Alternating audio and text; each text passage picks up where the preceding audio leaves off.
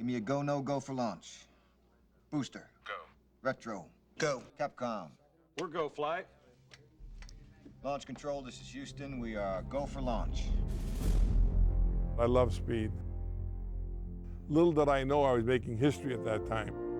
It didn't occur to me I was making history, that I was doing anything unusual. I mean, just doing what I had to do and wanted to do, you know, but I didn't think I was making history.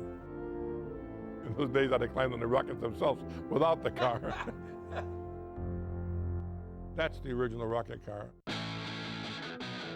About 1946 or so, a fellow named Al Sweeney, a promoter, came up to me and said, hey, I'd like to build me a rocket car. And he asked me if I wanted to drive it. Well, that cinched it that I would be willing to build it if I could drive it.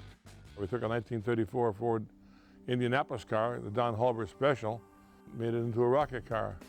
We didn't have any idea how much thrust they were going to have. So we put the rockets in the tail. We just wired up one of them on a long wire and put it inside the shop, the wire, onto a button.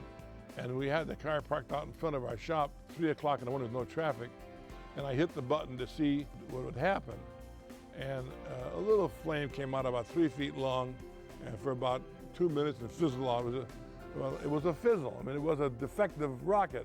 So I wired all 8 of them together, so they would all go off at one time. We went out on the road, and my brother Joe was following me, my brother Vince in his Mercury, and I'm riding with a kid named Bill Weiss in the car, and we go as fast as the car will run, about 122 miles an hour without the rockets, and I hit the button, which explodes all 8 rockets. So when we hit that button, boom! I mean, the thing took off, and you could not believe it. We got it to about 180 miles an hour right now. And we looked at each other like, this is it. It felt like somebody hit us on the back of the head with a baseball bat from the thrust. We just couldn't believe it. And of course, the flame, when all 8 of those rockets, is at least 150 feet wide, 150 feet tall, and about 400 feet long. It was quite a thrill driving it. It was really very, very exciting. The hucksters outside of the fairgrounds would say, come on in and see the world famous speed ace Antonio Granatelli drive 650 miles an hour on a half-mile track. Well, first of all, it's preposterous, because the world's record at that time in Bonneville Salt Flats, it was like 310 miles an hour. And then to average 650 miles an hour on the track, you had to go 1,000 miles an hour. What made the car look so fabulous was the fact that when I'd set the rockets off, the explosion was deafening, in other words, and people would be shocked at the sound and the fire and the smoke and everything. In those days, all the people at the dirt tracks used to clamp onto the fence, a cyclone fence, and they'd all be 8, 10 deep against the fence, and the grandstand would be full.